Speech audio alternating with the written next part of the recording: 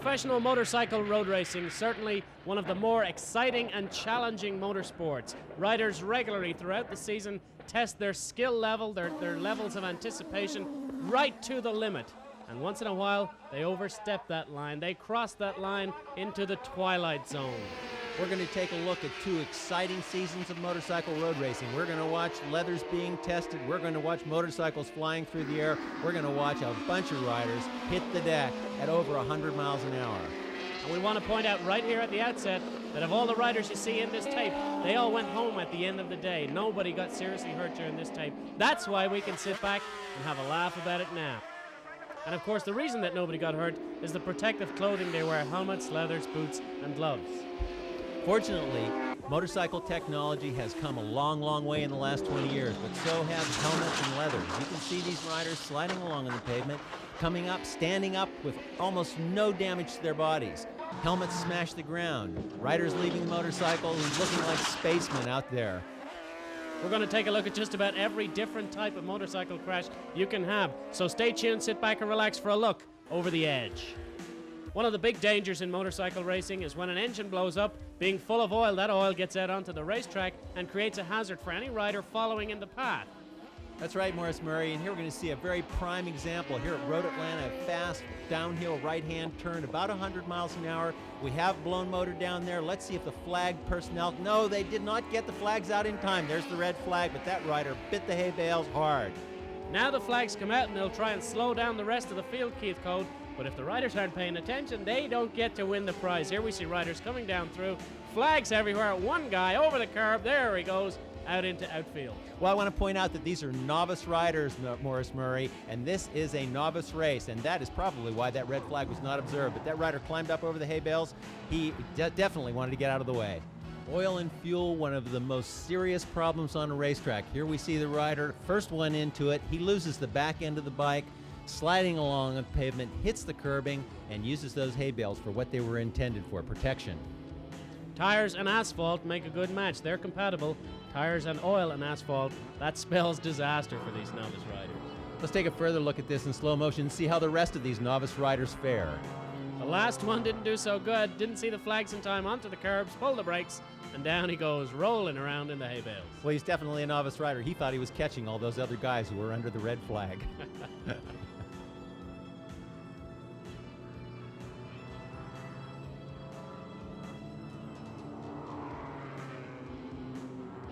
Sometimes riders can manage to crash without the aid of oil. They do it all by themselves. Little over-enthusiasm in the middle of a corner, getting in or out of a corner, and down they go. There's a rider who just came up over turn 10 at Road Atlanta, who's going out there to take a soil sample of that fabulous Georgia clay.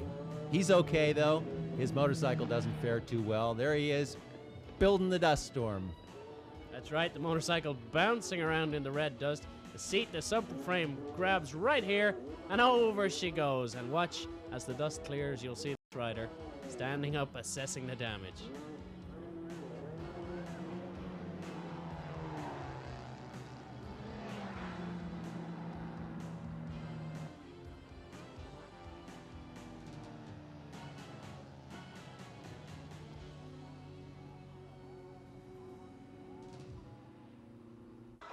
Racing a motorcycle can be a fine balancing act because you've only 2 wheels. When you get on the brakes and overextend your limits just a little, front wheel can lock and down you'll go out into turn 3 Willow Springs dirt.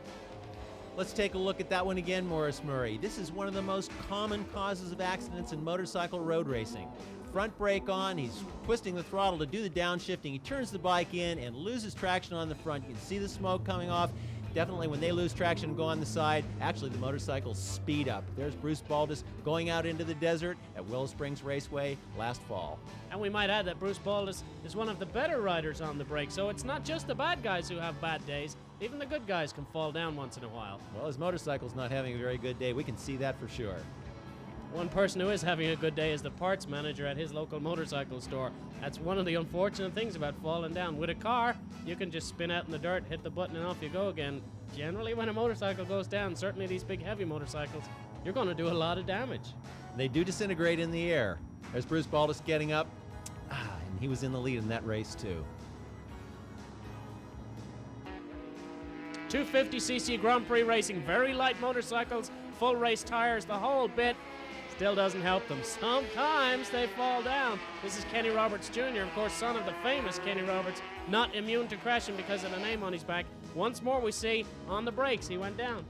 Kenny Roberts Jr. coming in under turn 2 here under his teammate, Alan Scott, with just a little bit too much front brake on. The front wheel turns in. There goes the traction. There goes Kenny Roberts Jr. He's going out to take a Seattle, Washington soil sample. And what a fine job of avoiding his teammate Alan Scott did. He had to stand the motorcycle up, brake a little harder. He was looking not to crash himself. Little Kenny out there in the weeds in Seattle, Washington, trying to find the traction he lost going into turn 2. You know, when you fall down leading a race, I know what he's thinking right now. He's hoping he can bury himself in that dirt out there. His team boss, Wayne Rainey, won't be happy about that, but little Kenny's got a long way to go. He's a good young rider and coming along very fast.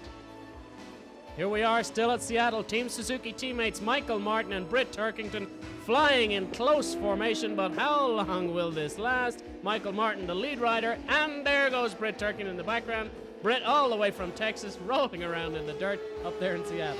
Sometimes when he falls off, he calls himself the Texas Tumbleweed, and we can see why. Britt, he's out there looking for his bike in the weeds in Seattle. When we slow it down, Michael Martin is oblivious to what's going on behind him, but Britt has pulled that front brake just a little too hard, and down he goes. He's not in our frame. He's bouncing along. Those leathers doing their job, the helmet doing his job. You know, Jane Fonda has a workout. Kate Smith, I guess, has a workout. This is the Texas Tumbleweed workout right here. Thanks, Britt. There he is sliding across the ground. It's very tempting on a motorcycle to try to take that last extra ounce of braking, get another half a mile an hour, another half a bike length on your competitors. But we can see from these last few shots, front brakes into turns do not work. And here we see the Turkington two-step as Britt gets up and walks safely away. Sideways, but safely.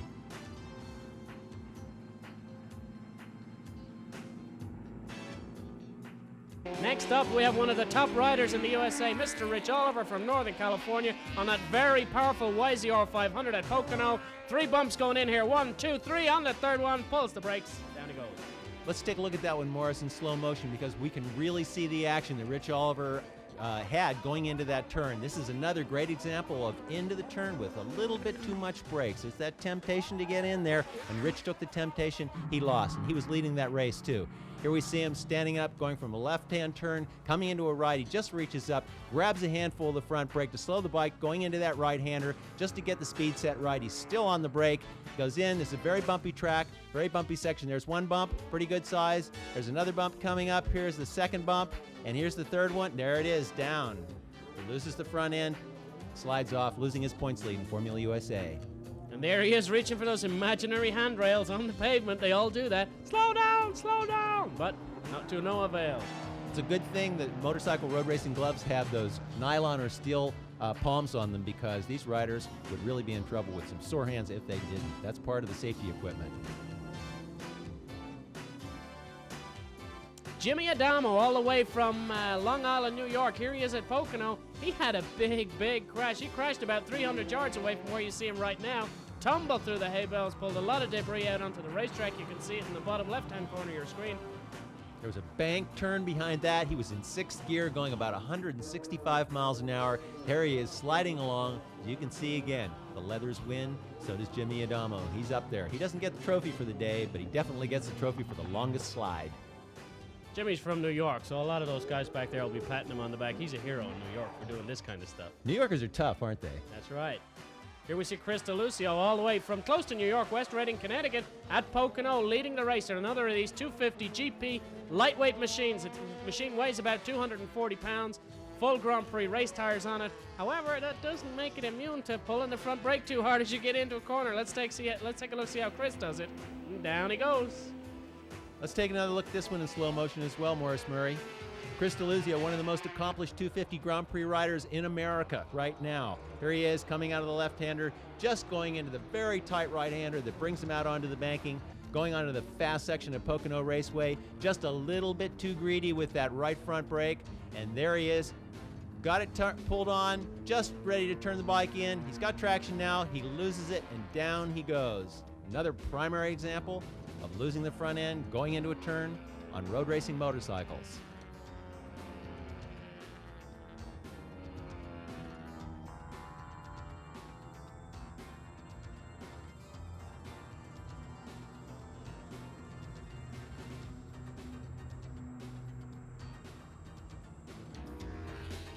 Moroso Park, West Palm Beach, Florida. Number 77, Mark Chin. He's been chased by Jeff Hino, and Rick Shaw was in that battle. Another front brake crash going into a corner. Rick Shaw, Dade County Sheriff. Rick out there trying to arrest some of the Florida alligators. He's got his hands up in the air before the motorcycle even stops. Let's take a look at it in slow motion. Mark Chin coming around this very actually complicated double apex right-hander, and there is Rick Shaw grabbing onto a piece of asphalt that he was not going to find a handhold in. He's out there in the dirt. He doesn't find a handhold there either, Morris. That's right. Just misses those couple of hay bales. He would have got a couple of bonus points for those. But no, he missed them. He goes home empty-handed today. But he did manage a wave to the crowd when he was finished.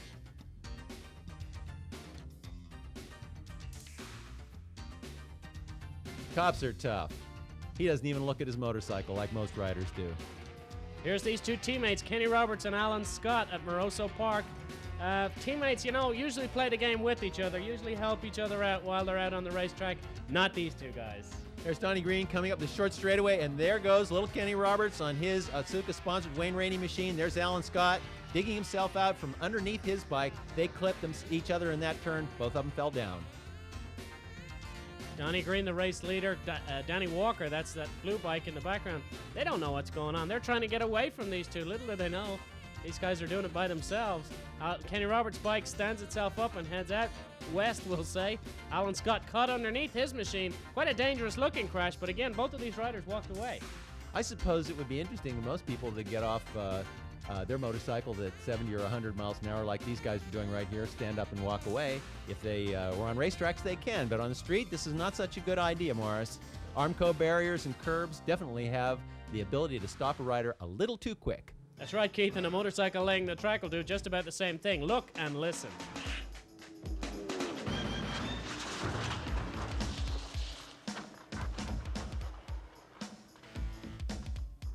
Slow motion won't enhance this one much. That is a devastating crash. Over 120 miles an hour. That rider is really lucky that motorcycle didn't push him into that tire barrier. Keith, I'm not sure if sitting on the ground right now he'd consider himself to be too lucky, but hey, he got up and walked away. Front brakes, we talked about front brake crashes. Here, let's look at another cause. A rider getting in the way. Charge through, knock him out of the way. And that's what happened there. Dave DeVoe from Northern California checking one of the back markers, saying, look, you're not going fast enough, and I have to get through here because I'm leading this race. This isn't exactly the most polite way to get by, but it is something that can happen in motorcycle racing. There's Dave. He just stood the bike up a little bit when he realized that slower novice rider was going to turn in. He picked the bike up way offline, but he's still in the lead of the race, going out onto the banking at Pocono International Raceway. If you could see stars run around a guy's head, you'd see them right here because he has no idea what hit him.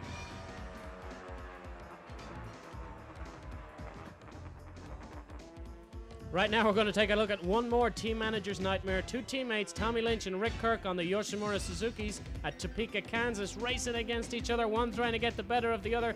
Kirk pushing every last little bit out of the motorcycle to try and catch his teammate, Tommy Lynch. And guess what happens? Down he goes into the Kansas dirt. Yeah, there's Rick Kirk out there putting up quite a little dust storm in the middle of Heartland Park, Kansas. Let's take a look at this thing. Right as the camera sees it, he got up into that turn. This was not a front brake accident. He got in there a little bit too fast and lost the front end from traction. That was not a front brake accident up there. That's a very fast, top of fourth gear, about 120 mile an hour turn. As you can see, that motorcycle was still going 120 when it hit the grass. Rick Kirk up and okay.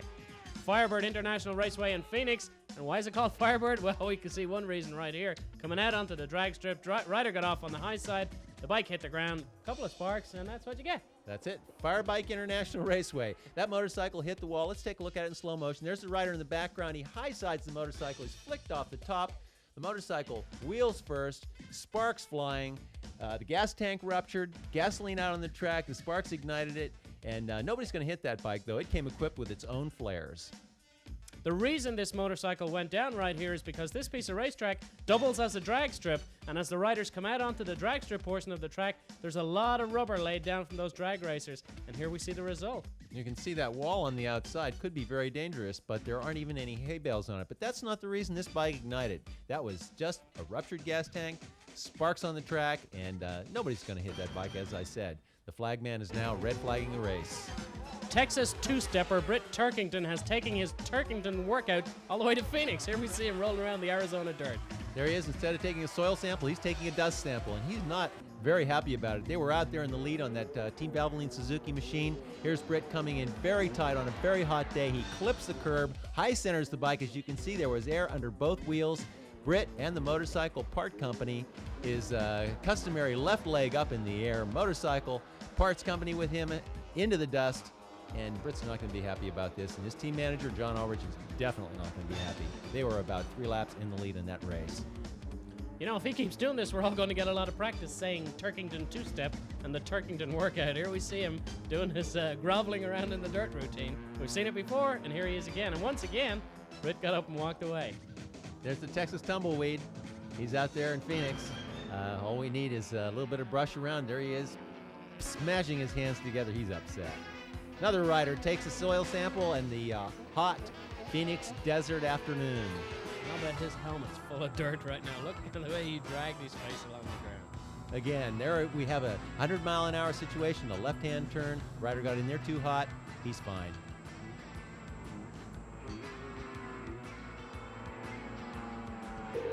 We've seen the hot and dry conditions where tires get overworked. This is the other extreme. When there's rain on the racetrack, tires don't get up to temperature. The riders have to use special tires to counteract this, but it doesn't always work. It doesn't always work because there are puddles, and no matter how deep the tread is on those rain tires, they cannot get down to the asphalt sometimes. They cannot get a bite. Sometimes, no matter how careful you are, you wind up in the sand pit, just like this rider did.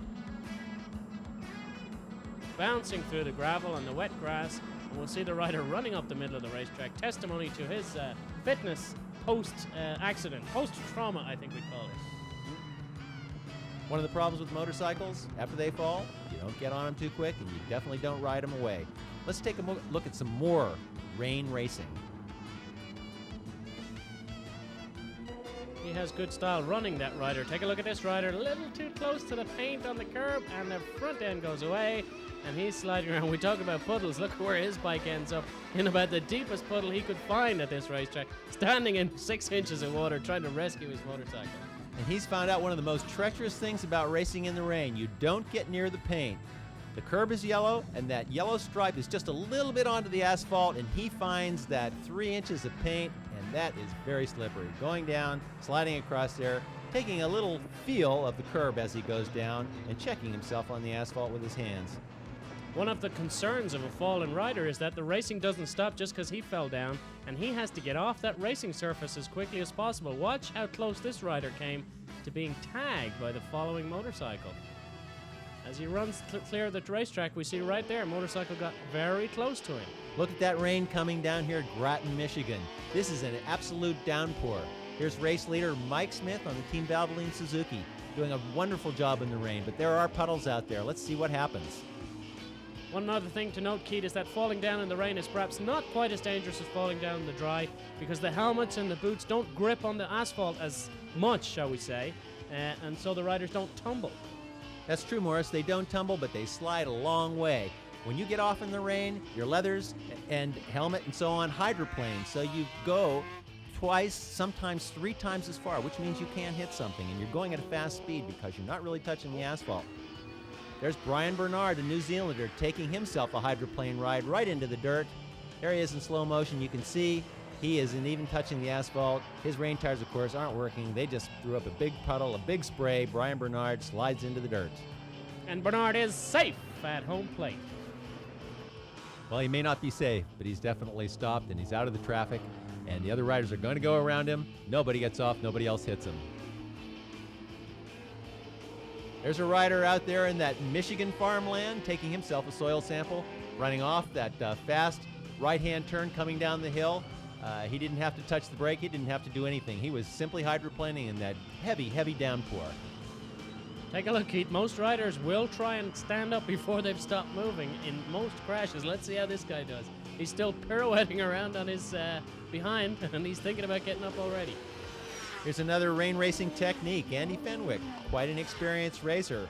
Hangs onto the bike, tries to stand it up. Well, he got it over there, but he couldn't quite get the bike up. There's that right hand trying to grab a handhold of asphalt. It's not grabbing anything, but he's got his hand on the clutch, trying to keep that motorcycle running. Up, Didn't quite make it. It stalled out. Off to the rainy state in Seattle, Washington. Here we see Britt Turkington again with Mike Smith in hot pursuit on 600cc Superstock machinery. Smith almost fell down there. He got the back end sliding around behind him on the wet pavement. He stayed up. He's still chasing his teammate, but look at the tire marks being left behind the riders because of the conditions. Britt Turkington gets in a little too hot, a little bit of brake there. He throws it away. Now he's upset. And just look how quickly Britt Turkington stood up after crashing this motorcycle. He's running along beside his still crashing motorcycle. That's a really a standard thing. Once the motorcycle is down, riders are trying to get up. And unfortunately, it's one of the situations that breaks legs and throws riders head over heels. There's Britt. He loses the front end. You've got to realize he is hydroplaning. He's not really on the asphalt. He's on a thin layer of water. The motorcycle's sliding along. This is a very treacherous part of the track. There's Britt. Now he's trying to get up. He's still going 25 miles an hour. Oh, what a long step. Oh, he almost didn't make it, Morris. I tell you right there, he's running faster than Carl Lewis ever did. There's Britt looking at his motorcycle. He's not going to get that one back up. It's in the mud. And there's the Texas two-step right there.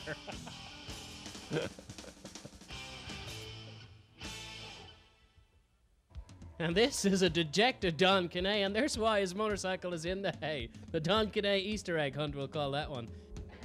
Southern California's Chuck Graves still up there in Seattle. That's the horizontal two-step, perhaps. That is it. And here we see, this is famous turn 2, Seattle, Washington. It's wet out there. Chuck got in a little bit hot, and you can see him trying to get a foothold, trying to get a handhold. He's trying to get a hold on just about anything he can out there, but there's no luck. It's slippery. He's going off into the grass. His bike is doing the flip-flops there, taking up a soil sample. The rest of the riders going on. And here's a guy who doesn't even realize he's crashed by the looks of things, but he's okay. Here's a couple from that, oh, how did I save that section? Back here at Seattle, take a look. Veteran Wes Cooley coming out onto the start. Finish straight away, gets all kinds of sideways, but manages to save it. Take a look. Let's look at Wes Cooley. He is definitely a veteran motorcycle road racer. There he is, just about swapping ends on that big Suzuki through that puddle, coming onto the front straightaway, and he saves it, gets it straight, and continues on. Now watch this. Look through the front of the screen right there. Spinning motorcycle in the road. That has to be dangerous. Well, how would you like to be looking through your bubble on the way home from work at 120 miles an hour and see a spinning motorcycle right in your lane? I'm not sure I'd look through my bubble at 120 miles an hour. That's true. I would do it with my eyes closed, too. But not Chuck Graves. He kept his head on and kept on going. And here we are at Road Atlanta again. They say the bigger they are, the harder they fall. And this is Scott Gray, and he is a big man. Let's take a look at Scott Gray one more time on a big Suzuki, Road Atlanta. And down he goes. This guy goes down heavy. We don't have the beginning of this shot, but it's pretty safe to bet that he went in there with a little bit too much front brake on into that right-hand turn. It is a braking turn. Loses it.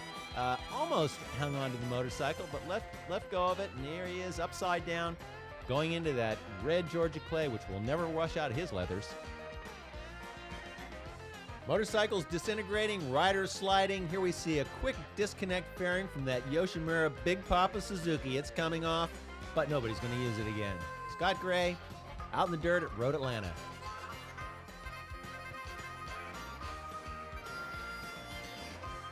You got to stay with your motorcycle to finish a race. That's the key to motorcycle racing. This rider was okay. He fell off in the pit lane at Road Atlanta. Now here we are at Pocono International Raceway after that long 160 mile an hour straightaway going into a right-hand bumpy turn, and this rider found his way to the hay bales and the Armco barrier. In fact, this rider found his way over the hay bales and the Armco barrier. Take a look at the people standing on the other side of the wall. They saw what's coming and decided to run for cover. There's a cameraman, there's a flagman there. They're all taking off. They know what's coming. That rider right behind him almost fell prey to one of the other cardinal sins in motorcycle road racing. If somebody falls in front of you, do not follow them off the racetrack or you will wind up where they are. And as the hay settles here in Pocono, we're going to move back to Georgia and look for a pretty good ostrich impression. This guy burying his head in the sand. Motorcycle laying down in the dirt. This guy, look, burying his head in the sand. That's the only thing I can tell. Let's take a look at that. Now, Jane Fonda would be proud of somebody who was doing a workout like that. Now he's going to get up and check out his motorcycle. There's the very efficient safety crew running out there to get that motorcycle out of the way, get that rider out of there, and make sure he's oriented, because you really don't know where you are sometimes after you fall off a motorcycle. The adrenaline's pumping, and you're lost. You can see he's lost. Back with Rich Oliver, one of the top riders, as we mentioned, in the country. And behind him, the whole field at a WERA National comes through, all except Donald Jacks, that is, tumbling around in the dirt. There's Donald. Look, he's almost lost his boot. Yeah, he's got to get his foot back in that boot. Let's take a look at it now. Donald Jacks lost the front end in that uphill left-hander, probably carrying it with too much brake. His left leg, the left boot, is just about come off there, and he's going to get up and stand. He probably thinks his foot is broken, but sometimes you just don't know where you are. He doesn't know where his motorcycle is, and he doesn't care. He just doesn't want anybody else to hit him. And the corner workers will run out to Donald's aid. Sometimes we call them the embarrassment police because they're the first people to get there when you're all embarrassed about falling down. That's right, Morris. Bruce Ball is that man, Mr. Late Breaker himself. Number 36 leads the field and for some reason gets off his motorcycle. Bruce is pretty good at this. Now here he is leading a race. First lap, Road Atlanta, coming up into the Turn 5 section. As you can see, there's some patches and bumps in this Road Atlanta racetrack. There's a brand new patch just coming up into the frame. You'll see it. And Bruce is still on the brakes, or getting onto the brakes right now really hard. He's still got the motorcycle turned to the right, but he wants to go to the left, and it just simply will not turn with that front wheel locked up. Motorcycles are not stable, and he goes sliding off the track. Bruce Ball is all the way from Pennsylvania. He's going to be taking some Georgia clay home with him this weekend. Bruce seems to have fallen prey to that locked up front brake going into the turn a number of times. Let's see what the other riders are up to in the racetracks around America.